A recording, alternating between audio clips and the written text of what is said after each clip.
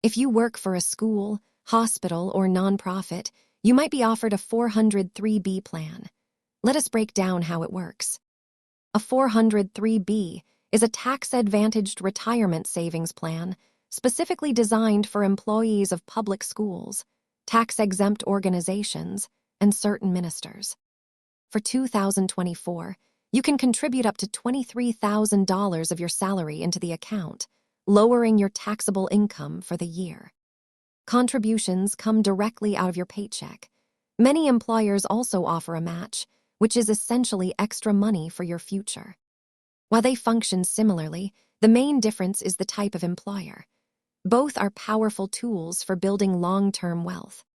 Because of compound interest, the money inside your 403B can grow significantly over several decades as your investments potentially earn returns.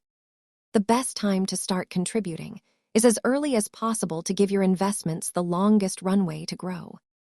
Check with your Human Resources department to see if your employer offers a 403B match. Thanks for watching and happy planning.